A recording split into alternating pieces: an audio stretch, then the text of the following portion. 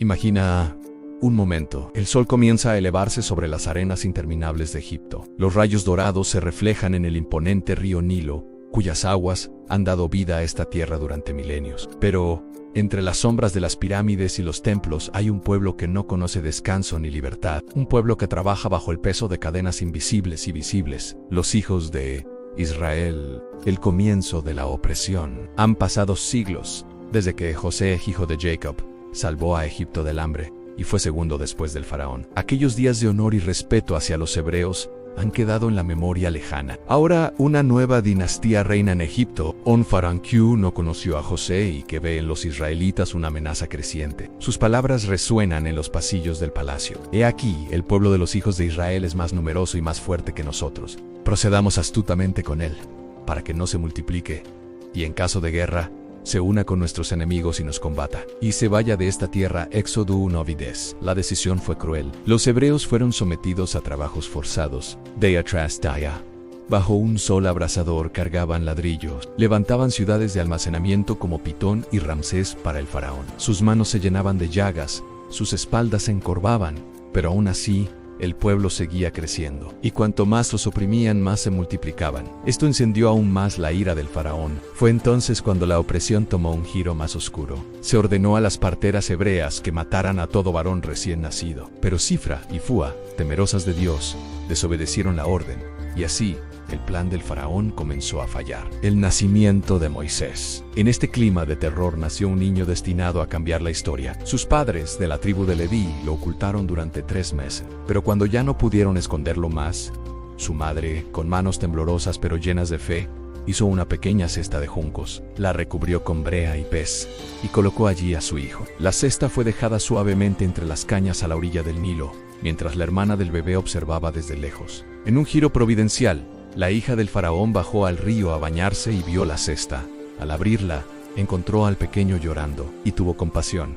Este es uno de los niños hebreos, dijo, y sin saberlo, decidió proteger al futuro libertador de Israel. Por obra divina, la hermana del niño se acercó y ofreció encontrar una nodriza. Así, la propia madre de Moisés fue quien lo amamantó y cuidó durante sus primeros años, antes de llevarlo a la corte egipcia, donde fue adoptado como hijo de la princesa. Moisés en Egipto y su huida.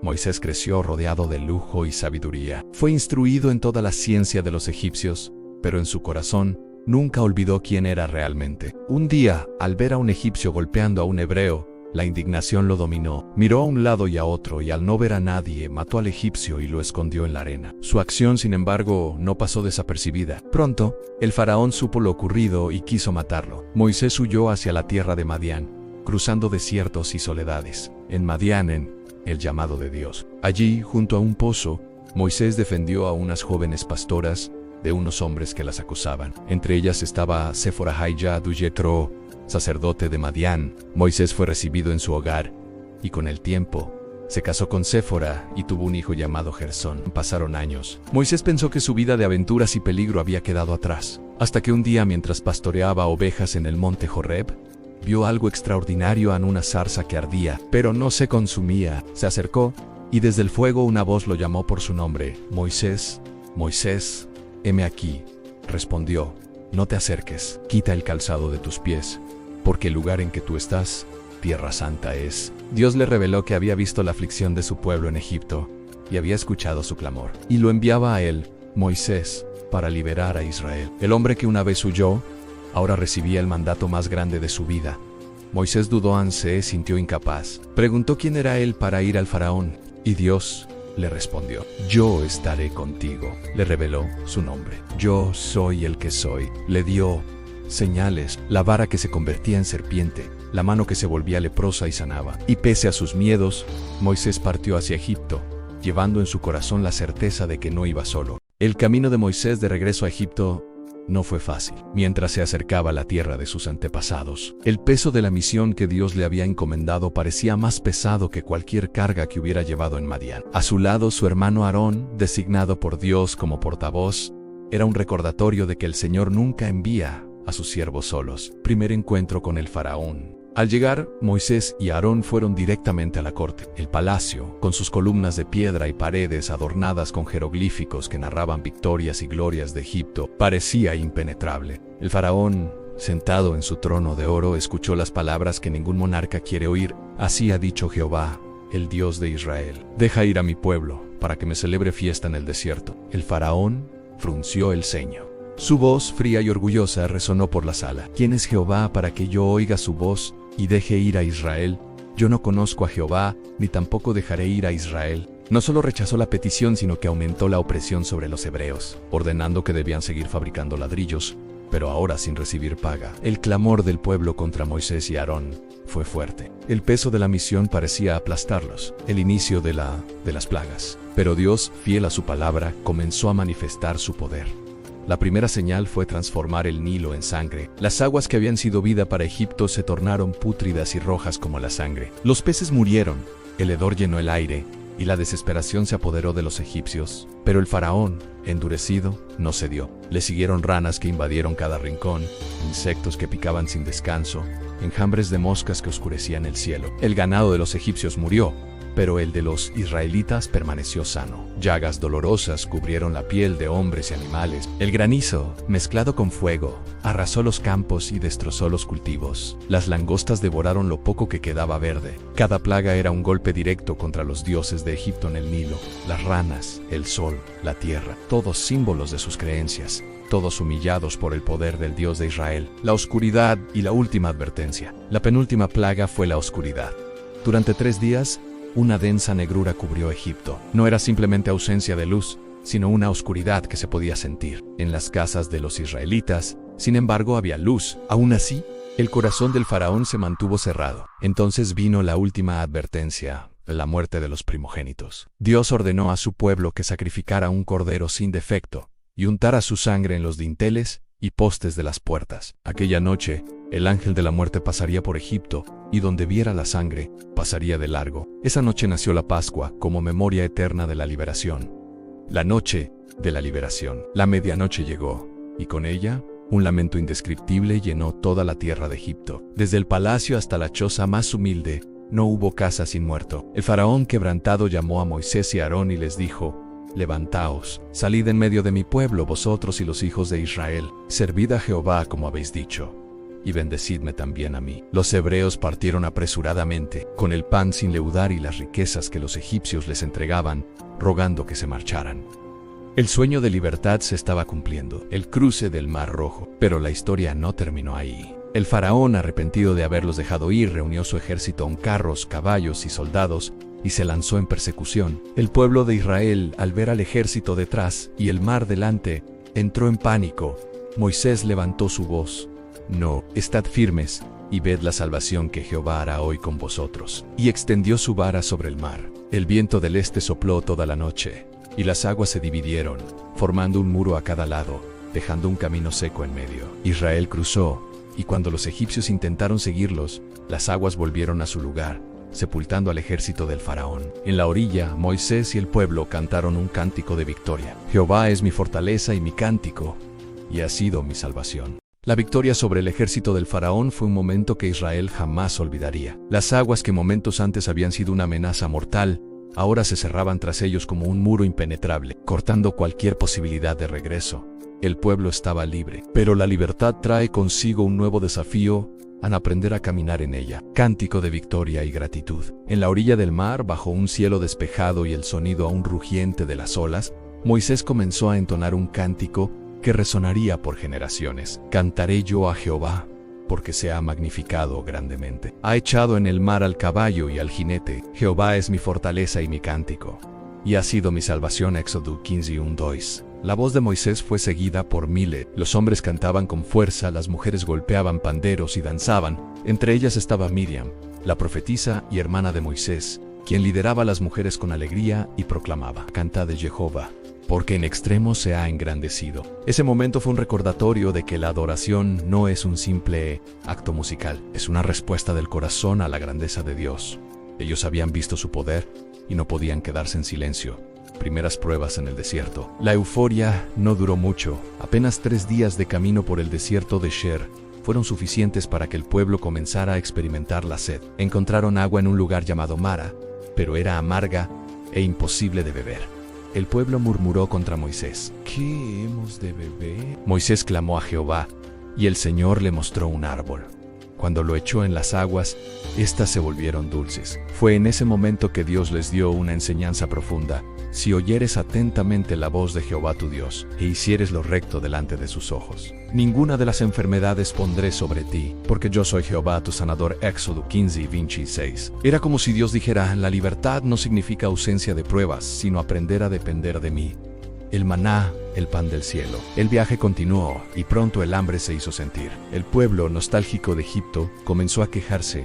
Ojalá hubiéramos muerto en Egipto, donde comíamos pan hasta saciarnos. Pero Dios, en su paciencia, les dio pan del cielo en el maná. Cada mañana, el rocío dejaba un residuo fino, como escarcha. Era dulce como miel, y cada uno debía recoger solo lo necesario para el día, excepto en el sexto día, cuando recogían doble porción para descansar en el séptimo. Este milagro no fue solo provisión física, sino una lección espiritual en la dependencia diaria de Dios. El maná no podía guardarse para el día siguiente, porque Dios quería que Israel confiara en él continuamente, no en sus reservas agua de la roca. En Refidim, la sed volvió a ser un problema. El pueblo, desesperado, llegó al punto de cuestionar si Dios realmente estaba con ellos. Moisés clamó al Señor, temiendo que lo apedrearan. Dios le ordenó golpear una roca con su vara, y de ella brotó agua abundante. El eco de ese agua en medio del desierto fue como una predicación viva. Incluso en los lugares más secos Dios puede dar vida. Siglos después, el apóstol Pablo recordaría que esa roca era símbolo de Cristo, la fuente de agua viva. La batalla contra Amalek. No todo en el camino fueron milagros de provisión. También hubo enemigos. Amalek, un pueblo nómada, atacó a Israel por sorpresa. Moisés envió a Josué a liderar el combate, mientras él, Aarón y Ger subían a un monte cercano. En la Botala, algo extraño sucedía. Cuando Moisés levantaba su vara, Israel prevalecía. Cuando la bajaba, Amalek tomaba ventaja. Pronto entendieron que la victoria dependía de que las manos de Moisés permanecieran alzadas. Aarón y Ger, viendo que Moisés se cansaba, le sostuvieron los brazos hasta la puesta del sol. Así, Israel venció. Esta escena se convirtió en una imagen poderosa del poder de la intercesión y del apoyo mutuo. A veces, ganar la batalla no depende solo de la espada, sino de la oración constante y el respaldo de los hermanos. Llegada al monte Sinaí. Después de 3 meses de viaje, Israel llegó al pie del monte Sinaí. Allí, el Señor anunció que quería hacer de ellos un reino de sacerdotes y una nación santa. El pueblo respondió al unísono: todo lo que Jehová ha dicho, haremos. Dios entonces ordenó que se santificaran, lavaran sus vestidos y se prepararan, porque al tercer día Él descendería sobre el monte. La escena fue sobrecogedora: truenos, relámpagos, una densa nube cubriendo la cima, y el sonido de una trompeta que se hacía cada vez más fuerte. Moisés subió, y Dios le entregó las palabras que definirían su pacto, los 10 mandamientos. El pacto y la ley no era simplemente un código moral, era la constitución espiritual de una nación.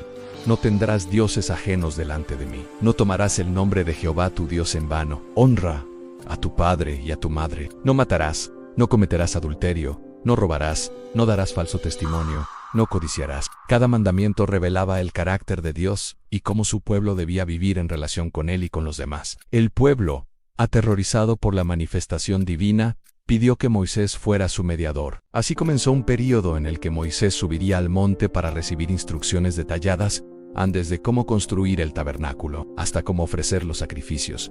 La espera que puso a prueba al pueblo. Moisés subió al monte Sinaí para recibir instrucciones más detalladas de Dios, a la gloria de Jehová. Cubrió la cumbre como una nube espesa por 6 días, y al séptimo día, Dios llamó a Moisés desde en medio de la nube. A los ojos de Israel, aquello parecía un fuego consumidor en lo alto. Moisés permaneció allí 40 días y 40 noches. En tiempo, Dios le entregó no solo las tablas de la ley escritas con su propio dedo, sino también un conjunto de instrucciones para edificar un lugar santo en el tabernáculo. Este sería el punto de encuentro entre Dios y su pueblo, un símbolo tangible de su presencia en medio de ellos. Cada medida, cada material, cada detalle del tabernáculo estaba cargado de significado espiritual. Pero mientras Moisés recibía revelación divina, abajo en el campamento, la impaciencia comenzaba a crecer. El pueblo, incapaz de esperar, cayó en la tentación de buscar un Dios visible, el becerro de oro, el corazón del hombre al descubierto. El pueblo se reunió en torno a Aarón y le exigió: levántanos un Dios que vaya delante de nosotros, porque este Moisés no sabemos qué le haya pasado. Aarón, cediendo a la presión, pidió los aretes de oro y los fundió, moldeando un becerro. Luego declaró Israel: «Este es tu Dios que te sacó de Egipto».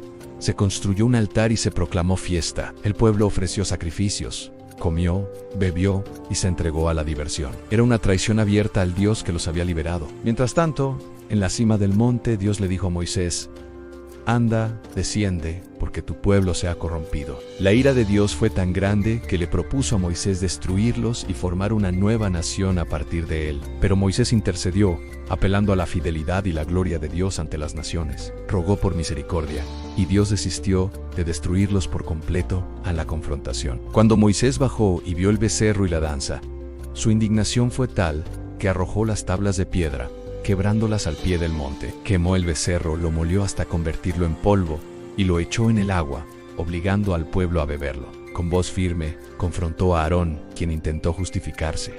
«Tú conoces al pueblo, mi te honorao. Lo eché al fuego y salió este becerro».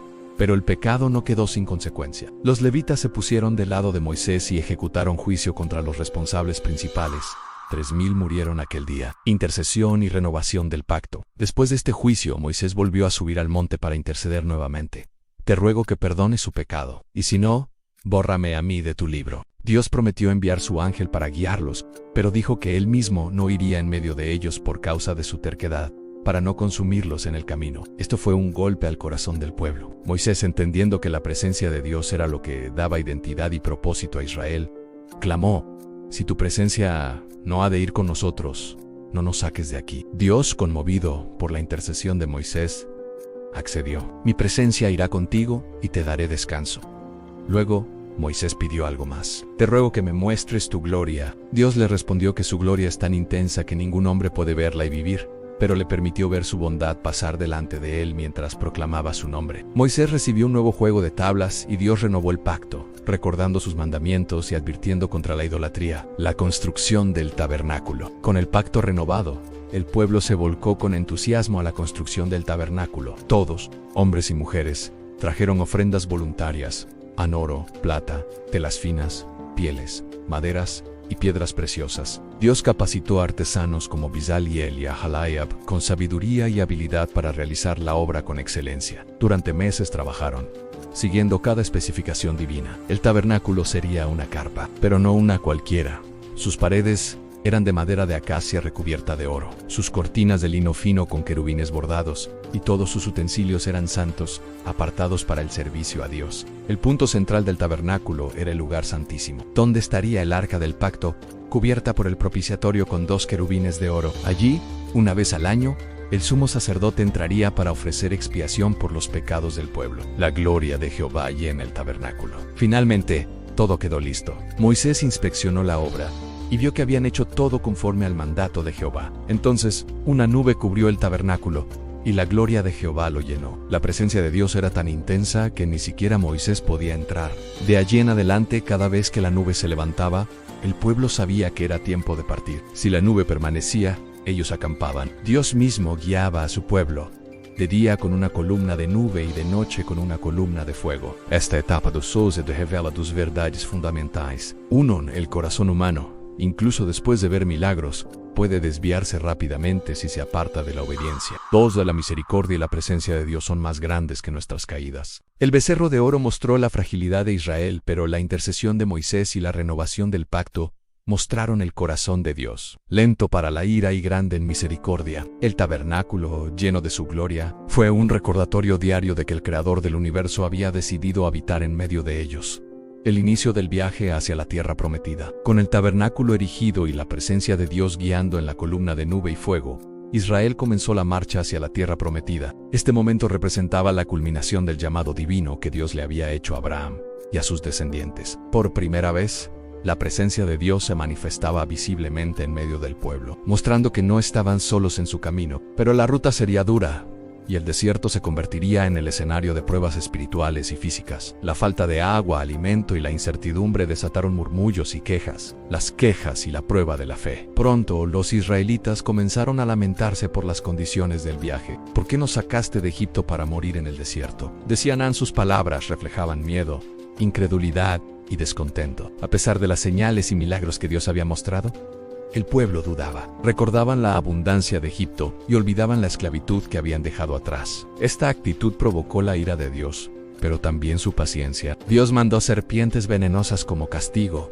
y muchos murieron. Sin embargo, les proporcionó una solución a Moisés, hizo una serpiente de bronce y la levantó en un asta. Quien mirara a la serpiente era sanado. Esta historia nos enseña que la fe en la provisión de Dios es vital para superar las pruebas. La mirada de esperanza y confianza en Él es lo que da vida. La designación de líderes y la organización del campamento. En medio de las dificultades, Dios instituyó un sistema de liderazgo para guiar al pueblo. Moisés no estaba solo. Dios le designó a Jetro, su suegro, quien le aconsejó nombrar jueces y líderes que atendieran las pequeñas disputas para que Moisés pudiera concentrarse en asuntos mayores. También se organizaron las tribus alrededor del tabernáculo, cada una con su estandarte y líder. Esta estructura fortalecía la identidad del pueblo y mantenía el orden en el campamento. Las promesas y las advertencias. Durante el viaje, Dios renovó su pacto y reiteró las bendiciones para quienes guardaran sus mandamientos y las consecuencias para quienes se apartaran. El pueblo escuchó de la tierra prometida, una tierra de leche y miel,